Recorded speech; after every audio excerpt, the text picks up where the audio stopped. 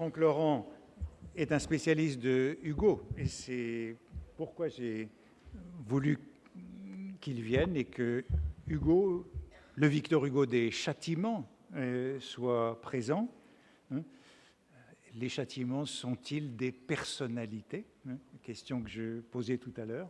Franck Laurent est professeur de littérature française à l'université du Maine, au Mans. Lorsque j'étais professeur à l'université du Maine, puisque j'y étais à un moment, certains, je précisais au Mans parce que sinon on pensait que c'était le Maine outre-Atlantique.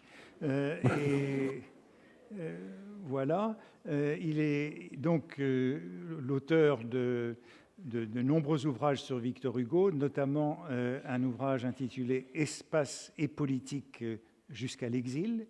Il est, bon, c'est donc l'un de ses sujets, et un autre de ses sujets, peut-être moins d'actualité pour notre problématique, c'est les rapports de Victor Hugo et de l'Orient. Il est l'éditeur de plusieurs anthologies de textes de Hugo et récemment d'une anthologie des choses vues. Son titre, je pense, est affiché, « Puissance de la poésie, violence et justice dans Châtiment » de Victor Hugo. Vous avez la parole. Merci Antoine Compagnon, merci de votre invitation. Bonsoir à tous. Alors, je ne vous étonnerai pas en vous rappelant que le talent polémiste de Victor Hugo est attesté et bien connu. Il s'est d'ailleurs exercé précocement, tant dans le champ littéraire que dans le champ politique. On peut dire qu'en vrac et sans exhaustive, qu'il repose sur le sens de la formule lapidaire qui fait mouche, sur un usage alterné ou mêlé de l'humour noir et du pathétique, sur le choc, le heurt, la violence volontiers faite au lecteur ou à l'auditeur, et puis aussi souvent sur une certaine conscience sociale, comme on dirait aujourd'hui. Alors, en guise d'abus de bouche, en quelque sorte, avant d'en venir à notre sujet principal, on peut donner quelques exemples de ce style polémiste de Victor Hugo. Ainsi, dans la préface de 1832 du Dernier jour d'un condamné, à l'occasion de la réédition de ce roman initialement publié en 1829, préface qui d'ailleurs constitue sans doute le premier pamphlet de Victor Hugo, beaucoup plus qu'une préface au sens classique du terme. À un moment, le préfacier, qui, encore une fois, s'occupe en fait très peu du roman qu'il a préfacé dans ce texte, le préfacier déplore que le débat sur l'abolition de la peine de mort, qui s'est ouvert fin 1830 à la nouvelle Chambre des députés, n'a au fond été ouvert et soutenu que pour éviter un sort tragique, c'est-à-dire l'échafaud, aux 4 ministres de Charles X, responsables des ordonnances liberticides qui déclenchèrent l'insurrection de juillet. Donc voilà ce que Hugo écrit. Vous comprenez qu'il est impossible d'envoyer à la grève dans une charrette ignoblement liée avec de grosses cordes, dos à dos avec ce fonctionnaire qu'il ne faut pas seulement nommer 4 hommes comme vous et moi, 4 hommes du monde, encore, s'il y avait une guillotine en acajou. Un peu plus loin, dans le même texte, Hugo rappelle, et là on est plutôt sur l'usage polémique du pathétique, mais pas seulement, Hugo rappelle de qui s'occupe surtout la guillotine, indépendamment des convulsions politiques et loin de toute terreur politique. Si on l'avait proposé, cette souhaitable abolition, donc l'abolition de la peine de mort, si on l'avait proposé non à propos de 4 ministres tombés des Tuileries à Vincennes, mais à propos du premier voleur de grand chemin venu, à propos d'un de ces misérables que vous regardez à peine quand il passe près de vous dans la rue, auquel vous ne parlez pas, dont vous évitez instinctivement le coudoiement poudreux, malheureux dont l'enfance déguenillée a couru pieds nus dans la boue des carrefours, grelantant l'hiver au rebord des quais, se chauffant au soupirail des cuisines de Monsieur Véfour, chez qui vous dînez. Et puis plus tard, dernier exemple préalable, à la tribune de l'Assemblée législative de la Seconde République, dans le très long discours, et maintes fois interrompu. Il semble que Hugo soit resté à la tribune plus de 8 heures.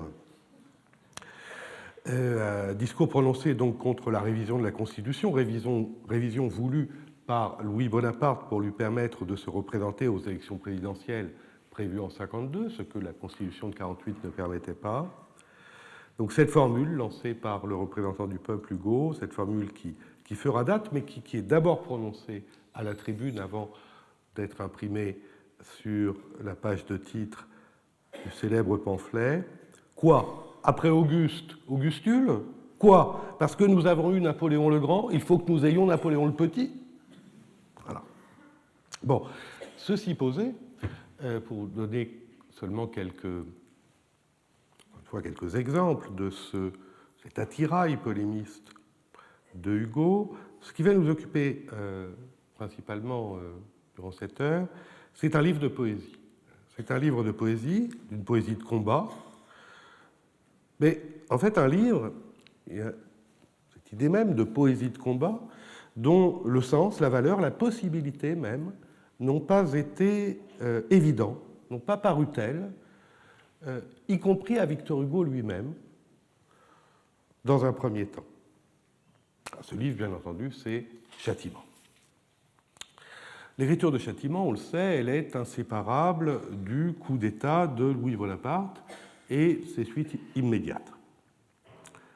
Et pourtant, Hugo n'a pas eu d'emblée l'idée de plonger la poésie dans la mêlée, de la compromettre en quelque sorte avec la violence politique du moment. Alors certes, l'attitude immédiate de Hugo, après l'échec de la résistance armée au coup du 2 décembre, est bien de continuer la lutte, et principalement par l'écriture. Cette conversion tactique, en quelque sorte, des moyens du combat, ce changement au moins provisoire du terrain d'affrontement, doit notamment conjurer la mélancolie qui guette inévitablement les vaincus de l'heure. Hugo s'y emploie, non sans enthousiasme, avec l'assurance de la victoire finale. Ainsi, dans une lettre écrite à Bruxelles dès les premiers jours de l'exil, le 17 janvier 1852, Hugo arrive à Bruxelles le 10 ou 11 décembre 1951, une lettre donc écrite à sa femme, Adèle, qui demeure à Paris pendant encore 6 mois environ. Voilà ce qu'il écrit. Probablement, j'arriverai à construire une citadelle d'écrivains et de libraires d'où nous bombarderons le Bonaparte. Si ce n'est à Bruxelles, ce sera à Jersey.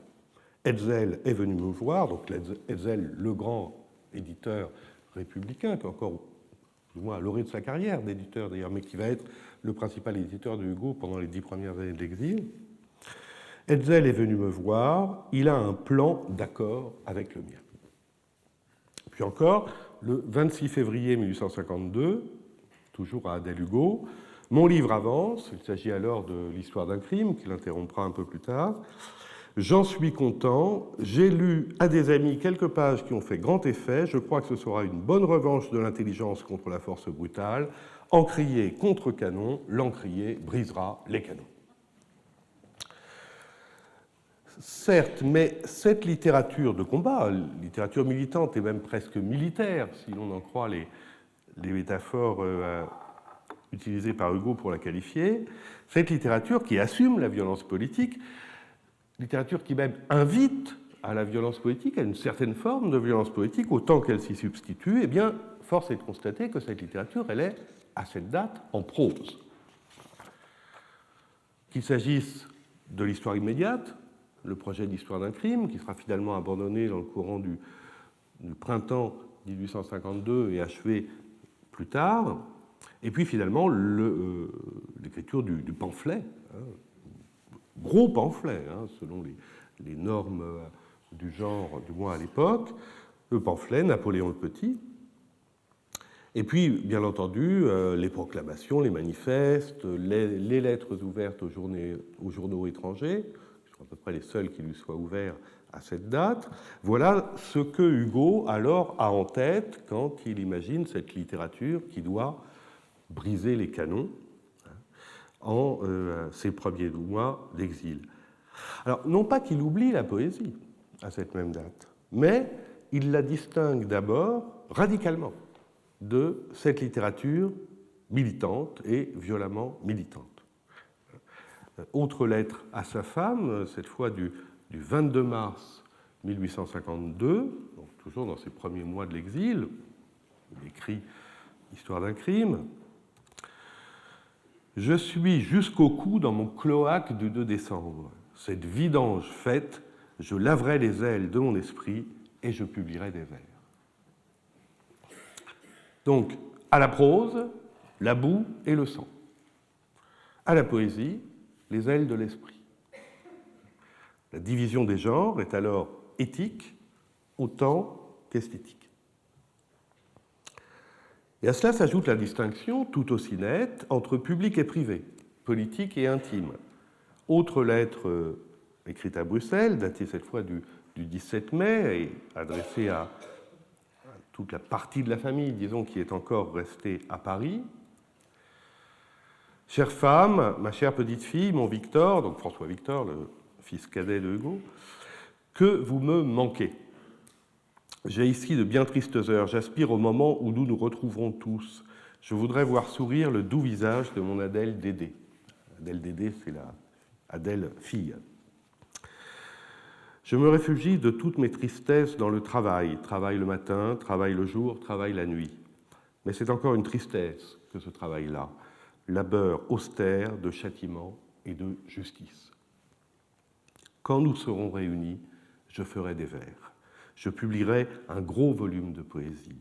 Je m'y dilaterai le cœur et il me semble que nous aurons des heures charmantes.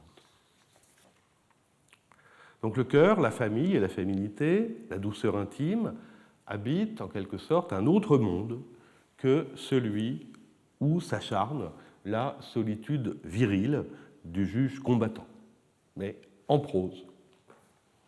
En quelque sorte, dans cette configuration mentale, la poésie est un repos du guerrier. Alors il ne s'agit pas seulement, à cette date, manifestement, de rassurer les membres du cercle de famille sur ce qui les attend quand ils auront rejoint l'exilé, puisque, enfin débarrassé de son travail de vidangeur, Napoléon le Petit sous-presse à Bruxelles et lui, à peine débarqué à Jersey, Hugo écrit à Hetzel, le 15 août 1852, « Je puis avoir un volume de vers, Les Contemplations, prêt dans 2 mois. » Donc, là, une cohérence, manifestement, entre ce qu'il écrit au printemps à sa femme et à sa famille et ce qu'il écrit en été à son éditeur. Et puis pourtant, 3 semaines plus tard, tout change. Tout change et la répartition prose-poésie, jusqu'alors bien claire, se brouille. Et davantage, la poésie elle-même se trouve enrôlée, moins par incidence que par, semble-t-il, une prise de conscience de la nécessité poétique autant que politique de cet enrôlement de la poésie dans le combat. Et cette fois, les métaphores guerrières, comme celle des châtiments corporels, jusqu'alors réservées à la prose, sont désormais également appliquées à la poésie. Lettre à Hetzel, du 7 septembre, donc vous voyez, 3 semaines après cette annonce des futures contemplations, 7 septembre 52, j'ai pensé, et c'est autour de moi l'avis unanime. Alors autour de moi, là, c'est le cercle de famille, en particulier ses fils, mais c'est peut-être aussi la colonie des émigrés politiques que Hugo fréquente à Jersey. J'ai pensé, autour de moi, c'est l'avis unanime, qu'il m'était impossible de publier en ce moment un volume de poésie pure.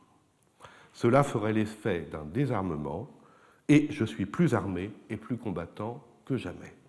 Les contemplations, en conséquence, se composeraient de 2 volumes. Premier volume, autrefois poésie pure. Deuxième volume, aujourd'hui, flagellation de tous ces drôles et du drôle en chef. Alors encore un peu de temps, et l'articulation comme compensatoire entre poésie pure, autrefois, flagellation, aujourd'hui, cette articulation va se rompre au profit du seul second terme, flagellation, et au profit aussi d'une formulation plus nette de la puissance politique propre à la poésie, que la prose n'aurait pas. Cette affirmation, elle va passer par une autre articulation, par l'énoncé d'une autre complémentarité nécessaire, mais cette fois entre prose et poésie. C'est la lettre à Hetzel du 18 novembre, et on a une correspondance assez soutenue là, de cette, qui marque, c'est assez précieux, pas si fréquent hein, dans le cas d'Hugo, mais là on a une correspondance avec Hetzel qui marque vraiment la genèse de Châtiment. Je fais en ce moment un volume de vers qui sera le pendant naturel et nécessaire de Napoléon le Petit. Ce volume sera intitulé « Les Vengeresses ». Mais un peu de temps avant de trouver le titre de Châtiment. Il contiendra de tout, des choses qu'on pourra dire et des choses qu'on pourra chanter. C'est important aussi parce qu'on rappelle souvent cette citation d'un carnet de Hugo, « défense de déposer de la musique au pied de mes vers ». Mais là, on voit bien qu'au moins dans ce cas de figure, Hugo espère, et il reprendra cet espoir, notamment avec les chansons des rues des Bourrins, quelques années plus tard, espère que Châtiment va pouvoir aussi servir, au moins certaines de ses pièces, de support à des chansons militantes. En fait. C'est un nouveau caustique que je crois nécessaire d'appliquer sur Louis Bonaparte. Il est cuit d'un côté par Napoléon le Petit. Le moment me paraît venu de retourner l'empereur sur le grill. Le volume des Vengeresses, environ 1600 vers, sera fini dans 3 semaines ou 1 mois.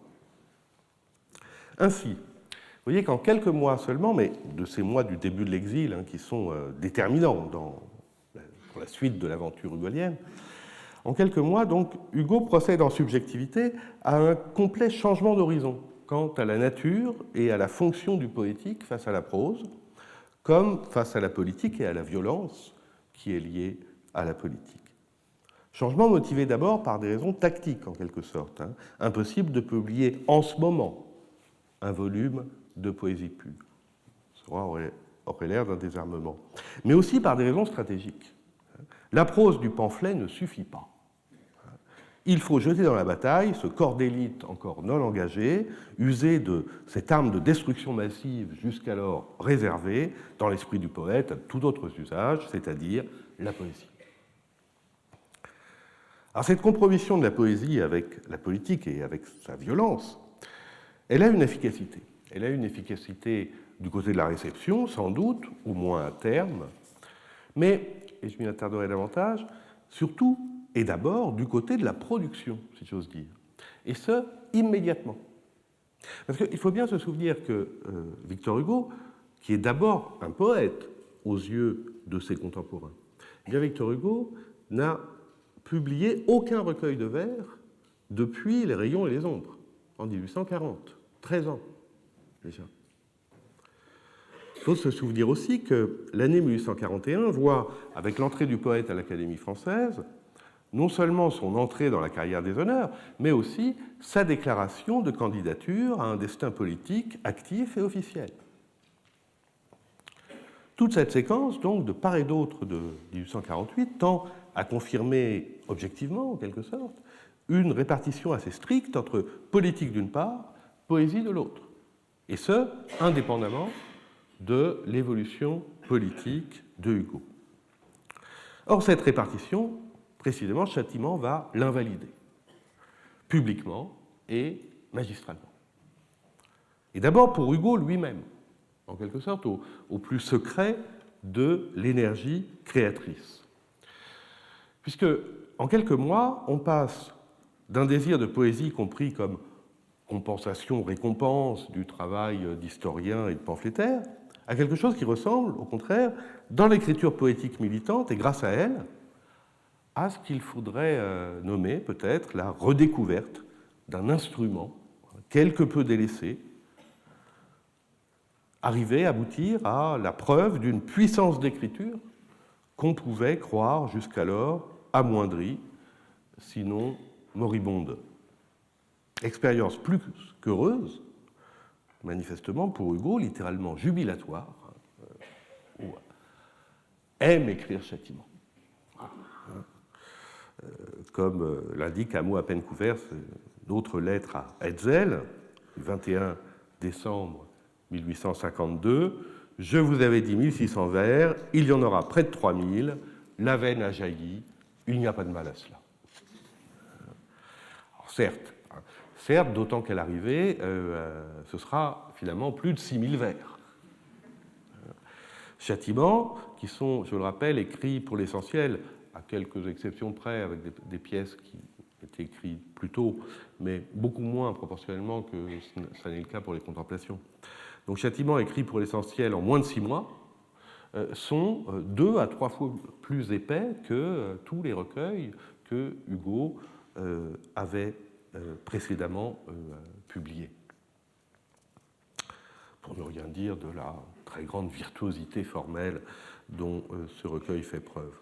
Ainsi, on doit remarquer d'abord que pour l'histoire littéraire, comme pour les contemporains, et comme sans doute pour Hugo lui-même, châtiment, c'est d'abord cela, la remise en marche d'une machine poétique, comme la poésie française dans la guerre connue, et qu'avant 1853, on avait un peu prématurément mise à la réforme. Or, cette poésie, bien entendu, elle est politique. Elle est politique et elle est violente, indissociablement. Et cette double qualité, elle n'est pas passée inaperçue. Elle n'est pas passée inaperçue et elle a heurté. Et elle a heurté même les mieux disposés.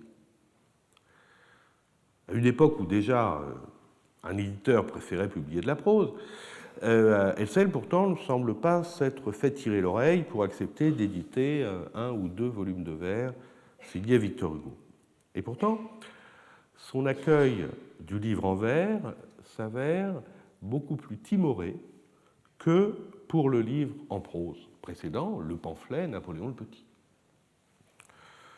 Alors, bien sûr, il faut faire la part du temps, et là, au sens de l'actualité politique. Politiquement parlant, 1853, date de publication de Châtiment, ça n'est pas 1852, date de publication de Napoléon le Petit. 1853, on est après le plébiscite triomphal de décembre 52 qui avalise le rétablissement de l'Empire et désormais Louis Bonaparte semble beaucoup plus solidement installé au pouvoir qu'on ne pouvait le croire juste après le coup d'État. Mais cette différence d'appréciation, elle porte aussi, de la part de Hetzel, d'abord de la part de Hetzel, mais pas seulement, je crois, sur une certaine appréciation de la division des genres. Pour Hetzel, Châtiment, en effet, est plus violent que Napoléon le Petit. Et il passe peut-être les bornes que l'éditeur, pourtant, éditeur militant d'un pamphlet clandestin, passé sous le manteau, borne que donc cet éditeur avait admis de déplacer déjà, de repousser assez loin dans le cas du pamphlet. Alors dans cette résistance, c'est peut-être d'abord une certaine idée de la poésie qui est en jeu. En tout cas, il est clair qu'elle s'exprime sur un recueil de poésie quand elle ne s'était pas exprimée pour une œuvre de prose, sur cette question de la violence du texte. Alors cette résistance, plus ou moins clairement exprimée au cours de l'hiver 52-53 dans leur échange entre Bruxelles et Jersey, elle va donner lieu de la part de Hugo à une mise au point particulièrement développée, ce qui est assez rare dans sa correspondance. La correspondance de Hugo est souvent une correspondance, surtout avec ses éditeurs, est souvent une correspondance d'affaires, très factuelle, très précise, et il est assez rare qu'on ait droit à des développements sur son projet littéraire. Mais là, c'est le cas. Et cette lettre assez longue, elle porte intégralement sur la question de la violence du recueil Châtiment et sur la justification de cette violence. Cette justification, elle va procéder en 3 temps. D'abord, des arguments d'autorité, mobilisés contre une certaine sagesse basse que Hugo, manifestement, qualifierait presque de morale d'esclave. Quelle morale verrait dans la violence un déni de puissance. C'est ainsi que Hetzel entamait le débat. Un mot pourtant, chers compagnons de combat, il s'agit donc d'Hetzel. Vous me dites à propos de la mer, mais votre mer est transparente, qui est fort n'a pas besoin d'être violent. Or, je vous déclare que je suis violent. Votre maxime est une ancienne protestation des foyers contre les foyeurs. Jugez-la vous-même, ce qui est fort, etc. Or, Dante est violent, Tacite est violent, Juvénal est violent, Jérémie appelle Akab fumier, David appelle Babylone prostituée, Isaïe dit à Jérusalem, tu as ouvert tes cuisses aux membres des ânes. Jérémie et David et Isaïe sont violents, ce qui n'empêche pas tous ces punisseurs d'être forts. Laissons donc là les vieilles maximes et prenons-en notre parti. Oui, le droit, le bon sens, l'honneur et la vérité ont raison d'être indignés et ce qu'on appelle leur violence n'est que leur justice. Jésus était violent, il prenait une verge et chassait les vendeurs et il frappait de toutes ses forces, dit saint Chrysostome. Vous qui êtes l'esprit et le courage même, abandonnez aux faibles ces sentences contre les forts. Quant à moi, je n'en tiens nul compte et je vais mon chemin. Et comme Jésus, je frappe de toutes mes forces. Alors cette force de la violence, c'est en contexte politique celle de l'indignation contre les satisfactions, celle de l'exilé contre le prince, celle de l'opprimé contre l'oppresseur. Mais c'est aussi celle de la poésie contre la politique. Ou plus précisément, la violence d'une politique poésie, en quelque sorte, contre une politique pouvoir. Or, c'est là que le bas blesse, manifestement, en tout cas aux yeux d'Hetzel et d'autres, on le verra. Dans sa correspondance de cette période, pas seulement à Hetzel, Hugo, en effet, ne cesse de s'étonner, ou de feindre de s'étonner, qu'on juge peu admissible dans le livre de vers ce qu'on acceptait dans le livre de prose.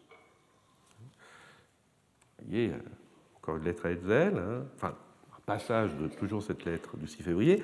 Napoléon le Petit est violent, ce livre-ci, châtiment donc, sera violent, ma poésie est honnête, mais pas modérée. Et un peu plus loin, Hugo insiste, ce volume d'ailleurs reproduit complètement l'esprit de Napoléon le Petit. Figurez-vous que vous allez publier quelque chose comme Napoléon le Petit en vers. Alors, venons-en maintenant au deuxième temps de l'argumentation de Hugo, visant donc à justifier cette violence poétique. Ce deuxième temps, il est très brièvement exprimé, mais il est essentiel. C'est toujours dans la même lettre. Il s'agit, dès lors, pour Hugo, d'assumer la division des classes. On analyse en termes de réception, dirions-nous aujourd'hui, et donc d'assumer que le lectorat est divisé en classes, principalement deux grandes classes socio-économiques, en fonction, et cette division, il la convoque, il l'utilise essentiellement en fonction de leurs rapports respectifs supposés à la violence politique. Mais tout autant, et peut-être davantage, en fonction de leurs capacités poétiques respectives. Ces deux classes de lecteurs. J'ajoute que ce n'est pas avec de petits coups qu'on agit sur les masses. J'effaroucherai le bourgeois peut-être, qu'est-ce que cela me fait si je réveille le peuple? Alors on a en fait dans ces deux phrases apparemment simples une triple théorie. Une théorie de la réception culturelle, une théorie de l'action politique, une théorie de la pertinence poétique. En somme, Hugo affirme à la fois que le peuple est plus profondément endormi que les élites, que ce faisant, il convient de frapper plus fort pour le réveiller, que ce plus fort sera peut-être un trop fort pour les bourgeois, lesquels sont moins endormis peut-être, mais sont structurellement moins actifs. Les effarouchés, eux, qui ne sauraient suffire dans leur demi-sommeil comme dans leur demi-éveil à faire politique, est secondaire, face à l'alternative, elle, déterminante, sommeil du peuple, éveil du peuple. car seul l'éveil de ce peuple endormi peut faire pencher la balance. Violenter le bourgeois n'importe guère, de toute façon à rien l'effarouche. Ce qu'il faut, c'est faire violence au peuple, et il a la tête dure. Alors Hugo s'appuie également implicitement, mais de manière assez claire, sur une sociopolitique plus ou moins mythique, mais très répandue dans les discours du temps, qu'il reprend, mais dont, en quelque sorte, il renverse les directions idéologiques. Alors, cette sociopolitique de base, en quelque sorte, elle dit cela: le peuple est essentiellement versatile et le peuple est essentiellement violent. Il a la violence du sommeil comme il a celle de la révolte. Or, c'est la violence de sa révolte qu'il convient aujourd'hui de réveiller.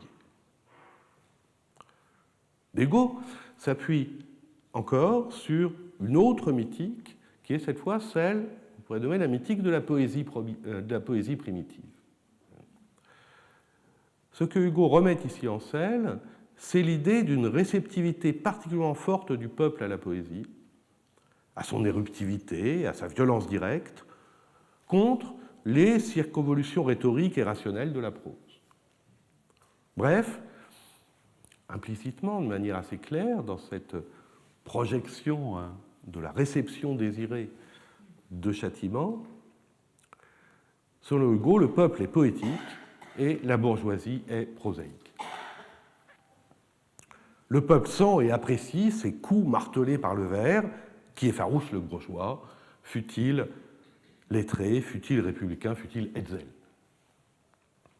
Et il est vrai que Châtiment creuse bien davantage que Napoléon le Petit la différence éthique et politique entre peuple et bourgeoisie. Que c'est bien du recueil de vers qu'on retient, beaucoup plus que du pamphlet en prose, qu'on retient par exemple l'attentisme et la compromission du bon bourgeois dans sa maison. C'est pour reprendre le titre d'une des pièces de Châtiment. C'est le bon bourgeois dans sa maison qui parle. Ce livre est fort choquant. De quel droit celui-ci est-il généreux, ferme et fier quand je suis lâche? En attaquant M. Bonaparte, on me fâche. Je pense comme lui que c'est un gueux. Pourquoi le dit-il? Soit d'accord, Bonaparte est sans foi ni loi. C'est un parjure, un brigand, un faussaire. C'est le pire gredin qui soit sur cette terre. Mais puisque j'ai voté pour lui, l'on doit se taire. Écrire contre lui, c'est me blâmer au fond. C'est me dire, voilà comment les braves font. Que voulez-vous? La bourse allait mal, on craignait la République rouge et même un peu la rose. Il fallait bien finir par faire quelque chose. On trouve ce coquin, on le fait empereur, c'est tout simple. On voulait éviter la terreur. Le spectre de M. Romieux, la jacquerie. On s'est réfugié dans cette escroquerie.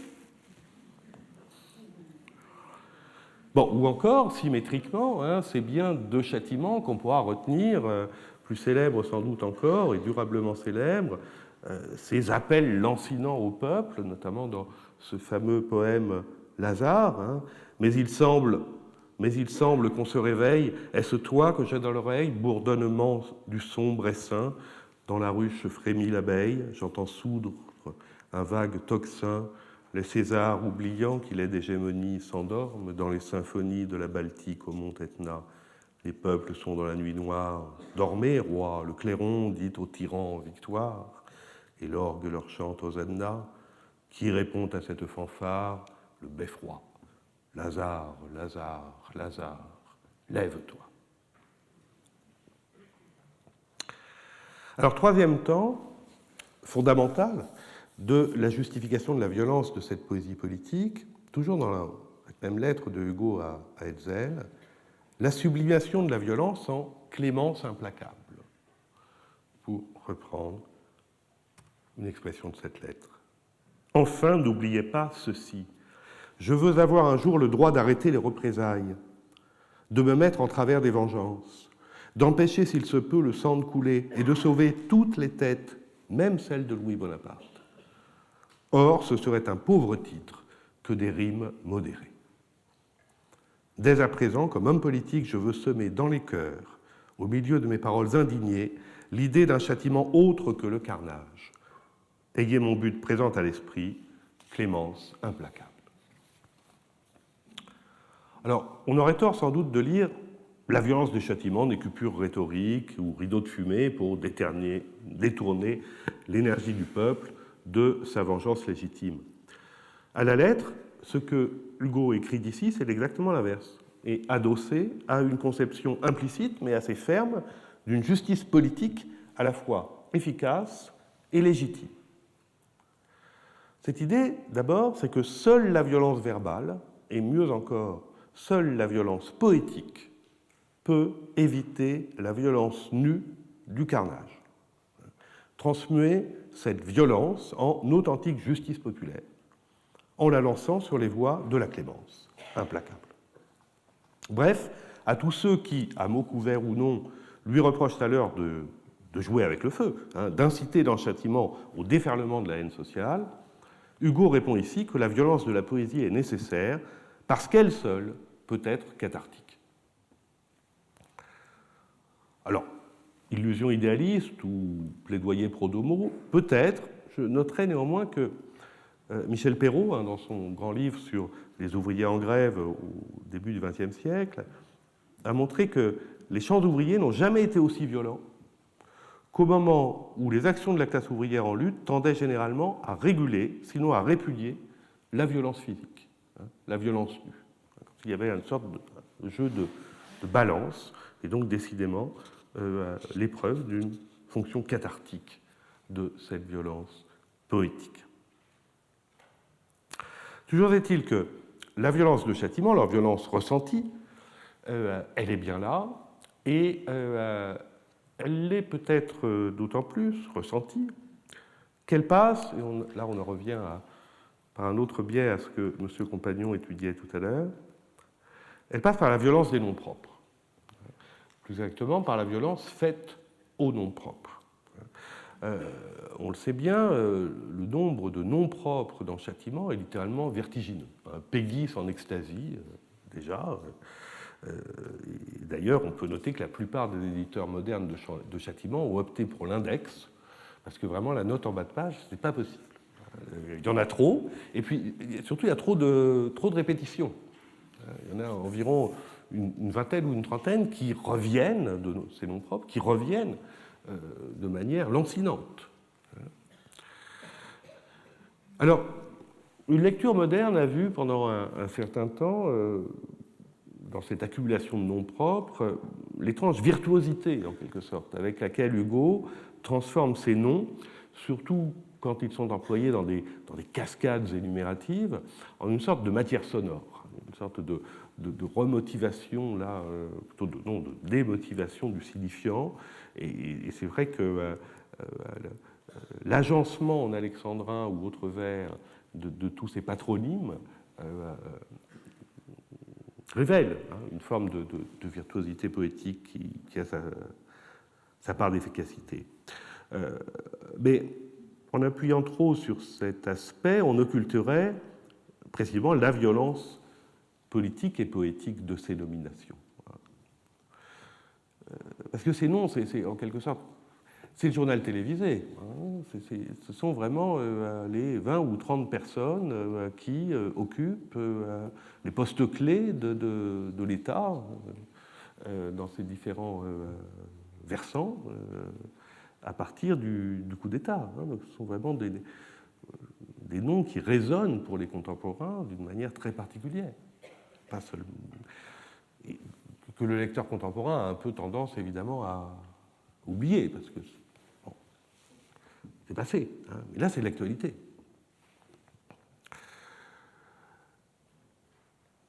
Même s'il n'en dit mot explicitement, il y a fort à parier que les réticences d'Hetzel face à la violence du recueil, elles proviennent en grande partie de cette fréquence assumée, lancinante, virtuose aussi, non seulement de l'injure, mais bien de l'attaque ad hominem, voire peut-être plus précisément en fait ad personam, en effet. Alors, un exemple parmi de très nombreux autres, juste pour... Mais ça peut être plus développé encore. Là, on n'a que 4 noms, on pourrait en avoir 10 ou 20.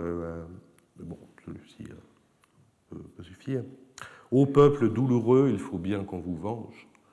Les rhéteurs froids m'ont dit, le poète, c'est l'ange. Il plane ignorant foule, maniant, morni, Maupas, il contemple la nuit avec délice. Non, tant que vous serez complice de ces crimes hideux, que je suis pas à pas, tant que vous couvrirez ces brigands de vos voiles, cieux azurés, soleils, étoiles, je ne vous regarderai pas. 4 ans plus tard, 1857 donc, Lamartine, dans un entretien de son cours familier de littérature, aborde directement la question, même s'il ne se résout pas à citer Châtiment et à nommer Victor Hugo, mais l'allusion est transparente. Cet entretien traite de la poésie satirique et Lamartine y fait l'éloge d'Auguste Barbier, on trouve également, et principalement donc des Iambes, ce recueil de Barbier écrit et publié au lendemain de la Révolution de 1830, en particulier la célèbre pièce La Curée, qui constitue certes en 1957 une référence déjà lointaine, mais tenace. Barbier, les Iambes de Barbier vont constituer, avant Châtiment, en tout cas, la référence principale pour la poésie française en matière de poésie satirique et politique. Or, Barbier refuse le nom propre, l'attaque ad hominem, et il se limite au type. Et c'est cela que Lamartine, notamment, admire chez lui. Et Lamartine reprend, sans le savoir bien entendu, mais d'assez près, le discours de Hetzel, qui éprouvait les réticences qu'on a vues à propos de Châtiment. Lamartine accorde la force à Barbier et la refuse à d'autres, qu'il ne nomme pas, mais où l'on reconnaît évidemment Victor Hugo.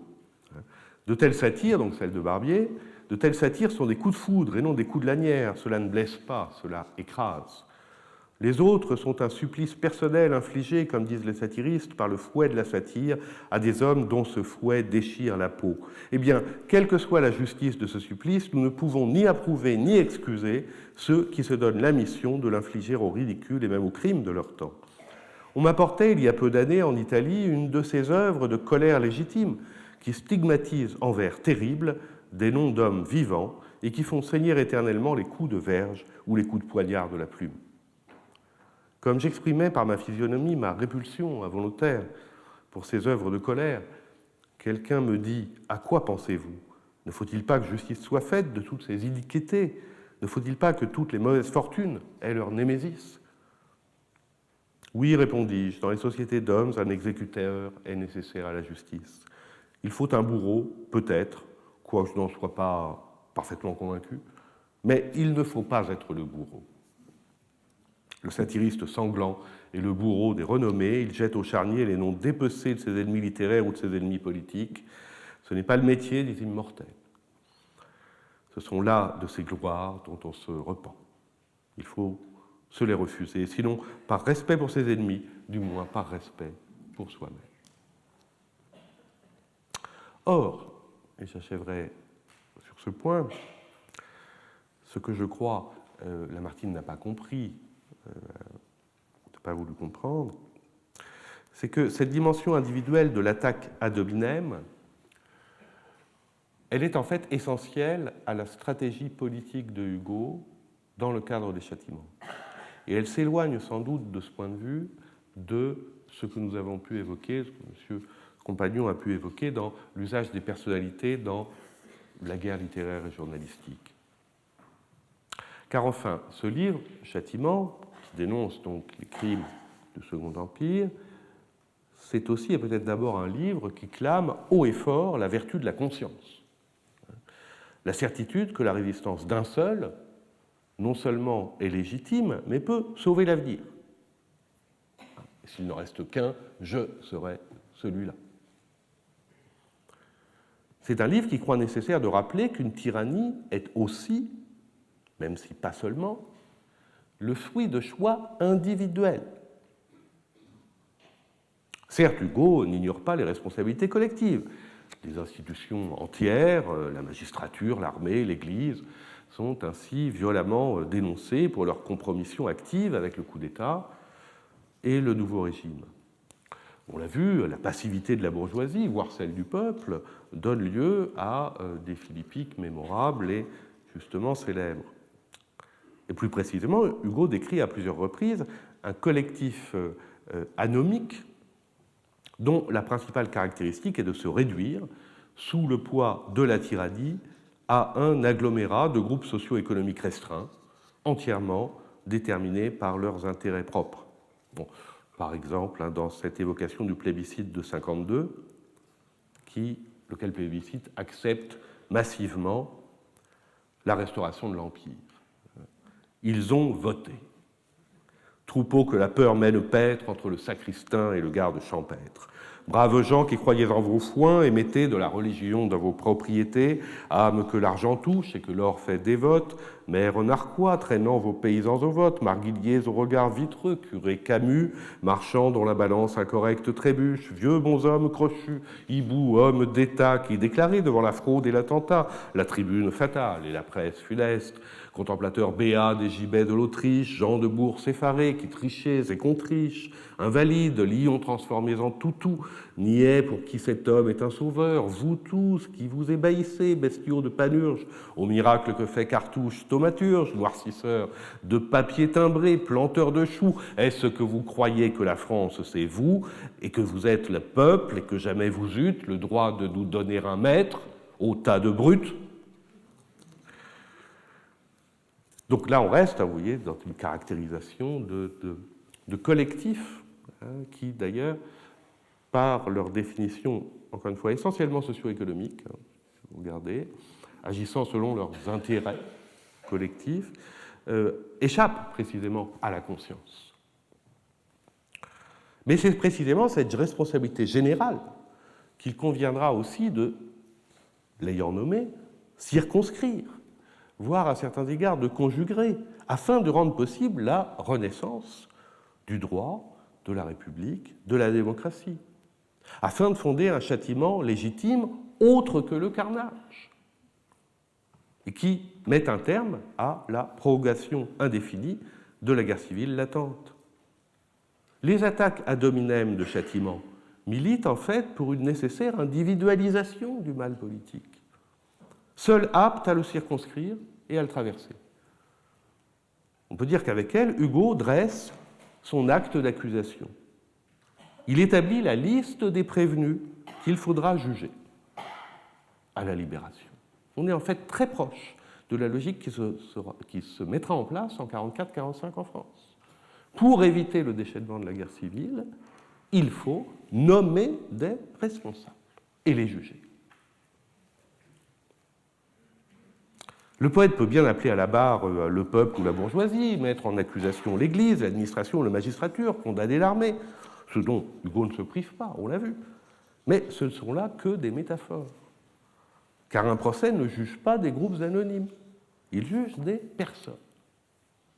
Les noms propres issus de ces groupes, qui trouent avec lancinance les vers de châtiment, désignent ceux qui devront personnellement rendre des comptes à la justice. Même s'il est évident que cela ne suffit pas, il est tout aussi évident pour Hugo que la première étape dans la voie étroite et difficile qui mène de la tyrannie à la liberté consiste à rétablir, sous forme de procès, la question même de la responsabilité personnelle, trop aisément cachée sous les oripeaux anonymes de la raison d'État, voire des crimes d'État. Toute proportion gardée, on pourrait aller voir, de ce point de vue, du côté d'Hannah Arendt et du procès Eichmann. Toute proportion gardée, bien entendu. Alors, en guise de conclusion, on dira qu'il semble difficile de voir dans la violence exaltée de châtiment, comme ça a pu être dit parfois, l'expression d'une crise de l'humanisme politique. Principalement parce que l'usage de la violence poétique s'y veut essentiellement cathartique, et que, loin de s'y opposer, elle sous-tend et supporte les appels à la conscience et à la responsabilité du sujet. Rien de plus éloigné, donc, de cette esthétisation de la violence qui, à la fin du XIXe siècle et plus encore au XXe, accompagnera certains des grands mouvements politiques du temps et qui se soutiendra notamment d'une critique radicale de l'autonomie du sujet. Au reste, ce maintien envers et contre tout des catégories majeures de l'humanisme poétique a pu être considéré parfois par certains comme l'une des limites, voire comme l'un des mensonges de l'engagement politique de Hugo. Sa violence indignée, autant que son sentimentalisme paternel, demeurent au fond indécrottablement bourgeois. Voilà, en substance, on le sait bien, ce qu'un Gued ou ce qu'un Lafargue, à la fin du XIXe siècle, reprocheront à l'auteur des Misérables et des Châtiments. On oublie parfois de rappeler que néanmoins ces critiques venues de l'extrême gauche socialiste ont été, même dans ces milieux, très isolées, très minoritaires. Lafargue ne trouve pas d'éditeur pour son pamphlet en 1985. Beaucoup plus représentative, sans doute, fut l'oraison funèbre de l'ancien communard Prosper Olivier Lissagaray, par ailleurs premier historien un peu sérieux de la Commune de Paris, qui écrit le 23 mai 1885, à l'occasion des funérailles de Victor Hugo, dans un journal intitulé « La bataille », alors qu'ils sont sans doute avant tout à Châtiment. Il a rempli de son contingent notre cartouchière. Voilà, je vous remercie.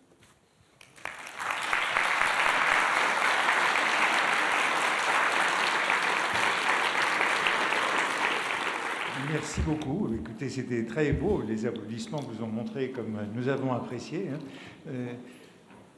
Ça tombe bien parce que vous nous avez montré que cette problématique des personnalités était bien présente dans les châtiments. Et il est clair que c'est à l'esprit de Victor Hugo, lui qui disait ailleurs qu'il fallait éviter les personnalités. Oui, tout à fait. Avant, plutôt, il fallait éviter les personnalités, et là, c'est le moment des personnalités, c'est-à-dire de cette utilisation des noms propres. Le passage que vous montriez là de Lamartine dans le cours de familier de littérature est très intéressant de ce point de vue. Faut-il utiliser ou non des noms propres? Faut-il interpeller dans cette tradition qui remonte à Aristophane. C'est encore ça. Et alors, ce à quoi j'étais aussi très sensible, je parlais en terminant de Péguy et de ce texte qui s'appelle Personnalité, et où on retrouve cette inspiration hugolienne. Péguy dit: tous ceux qui m'ont reproché de faire des personnalités, ce sont les bourgeois. Ce sont les intellectuels et les professeurs qui, après son dernier cahier de la quinzaine, lui disent qu'il a été trop violent contre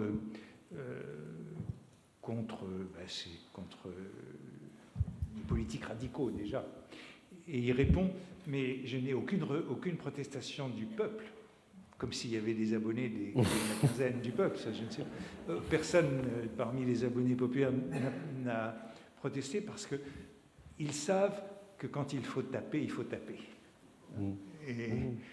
Et il n'y a pas cette hypocrisie qu'on peut trouver chez les intellectuels.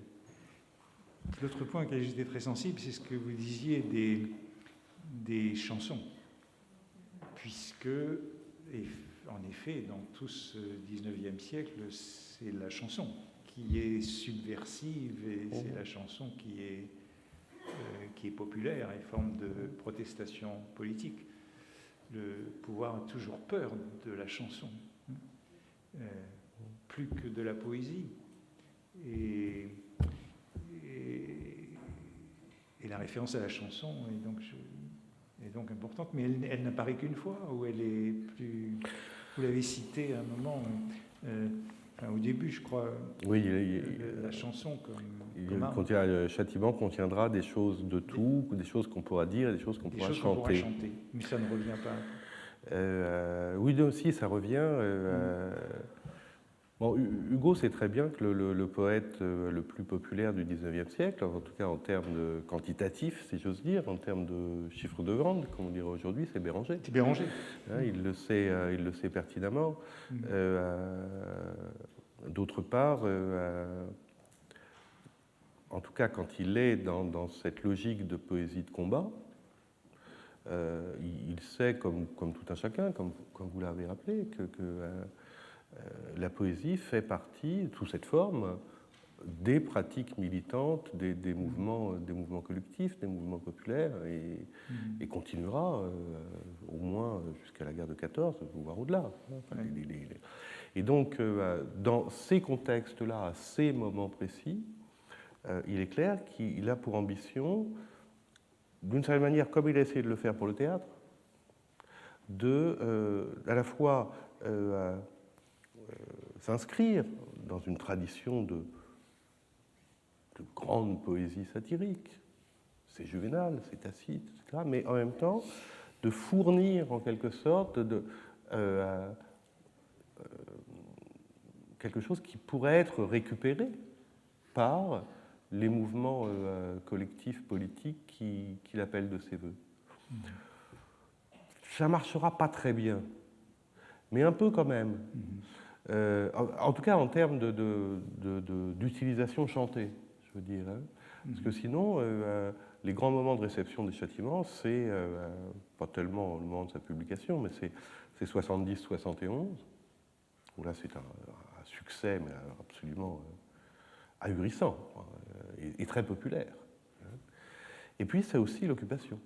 La résistance a beaucoup utilisé châtiment, y compris, alors là on a des diffusions sous forme de tracts, etc. Jusqu'à quel point Châtiment a pu être chanté comme l'espérait Hugo, là j'avoue que je crois que ça a été quelque chose qui a été un peu raté. Mais il y a beaucoup de chansons, de poèmes, il y en a une dizaine, dans Châtiment il y a une dizaine de poèmes qui s'appellent chansons. Pour revenir aux personnalités, je crois que Hugo, en effet, n'est pas du tout en désaccord avec, disons, l'opinion dominante que vous avez rappelée, retracée tout à l'heure, quand il s'agit de littérature. Et même quand on est, disons, dans une situation politique normale. Hugo utilise un autre terme qui ne recouvre pas exactement le même sens, mais qui le recoupe quand même un peu, c'est pour le théâtre en particulier ce qu'il appelle les applications. C'est-à-dire en fait les allusions politiques. Et il s'est toujours défendu de faire des allusions politiques, et il a toujours estimé que c'était un ressort de succès indigne d'un véritable créateur. Même par la suite, ses ennemis littéraires, Dieu sait pourtant s'il en a eu, sont rarement désignés en toutes lettres dans aucune de ses œuvres. Même les hommes politiques qu'il apprécie peu, on peut le savoir dans ses carnets par exemple, sont rarement nommés dans les recueils poétiques ou dans la littérature en temps, si j'ose dire, normal. Avec Châtiment, il y a vraiment l'idée, et ça Hugo est explicite là-dessus, c'est qu'on n'est pas en temps normal. On n'est pas en temps normal. Donc je crois vraiment à cette idée. C'est-à-dire, il faut nommer les gens qu'on devra juger. En particulier pour éviter que ça tourne au carnage. Oui, ceci, et là, du coup, on n'est plus vraiment dans la même logique de la personnalité, si j'ose dire. On est vraiment dans une logique, je crois, juridique. Oui, ce n'est plus seulement satire personnelle. Voilà, tout à fait. D'ailleurs, ils sont là en accumulé, vous l'avez montré. Ce sont les gens qui sont compromis officiellement avec le régime et qui ont éventuellement du sang sur les mains, même d'ailleurs. Hein, pour certains d'entre eux. Donc après, on évalue comme on veut ce jugement. Mais dans la logique, encore une fois, c'est assez proche des... je pense que Mme Sapiro a peut-être l'occasion d'en parler dans 15 jours, dans la responsabilité de l'écrivain. Mais c'est assez proche de ces listes, par exemple, d'écrivains ou intellectuels qu'il s'agissait de juger. Alors ça ne s'est pas fait comme ça. L'histoire n'a pas fait que les choses se déroulassent ainsi dans le cas du Second Empire et de Hugo. Mais je crois qu'avec d'autres, il a vraiment très clairement pensé à cela, de rédiger un acte d'accusation. L'autre point auquel j'étais sensible dans votre propos, c'était cette notion représailles, qui apparaît à différentes reprises, de Némésis. Et là aussi, il y a une belle tradition du siècle à quoi rattacher la poésie comme Némésis. Et c'est intéressant parce que vous citiez ce passage où ces représailles pouvaient se substituer au sang.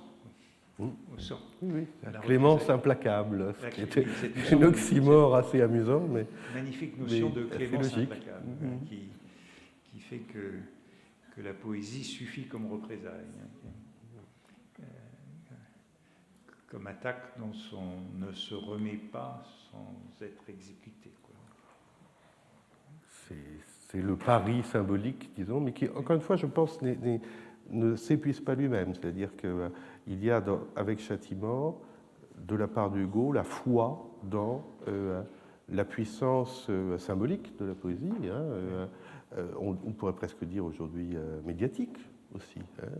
Le fameux je mènerai Louis-Napoléon Bonaparte à la postérité par l'oreille, et qui n'a pas mal marché, au bout du compte. Mais je crois qu'il y a aussi l'idée que de toute façon, il faudra en passer, et ça c'est dit explicitement dans le poème, mais dans des textes plus directs, si j'ose dire, des textes en prose, des correspondances, etc. Il y a la nécessité d'établir un système de procès.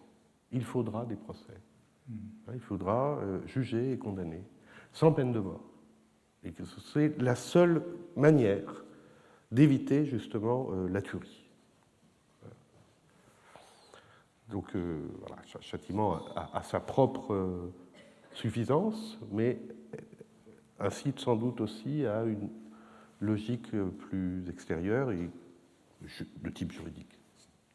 Oui, c'est la poésie comme acte d'accusation. Voilà. Et tout ça, en effet, rattache beaucoup ce terrain que je suis en train d'essayer d'explorer au procès. Au procès, cette dimension de combat littéraire. Enfin, je l'évoquerai dans une des prochaines leçons, c'est ce couple duel-diffamation. Les deux sont inséparables, le duel et la diffamation. Enfin, je le citais même tout à l'heure, le seul moyen de répondre à la personnalité, c'est le duel. Et oui, d'ailleurs, Ilsa Garay, que vous citiez pour finir, est l'un de ceux qui s'est le plus battu en duel dans cette fin du siècle. Communard et basque. Communard et basque. Oui. Ça fait plusieurs raisons.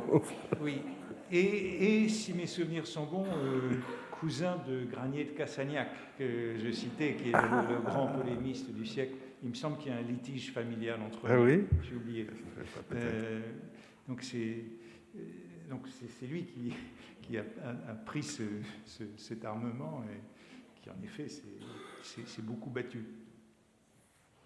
Bon, écoutez, merci. Je trouve que c'était tout à fait technique. Merci beaucoup. Merci à vous.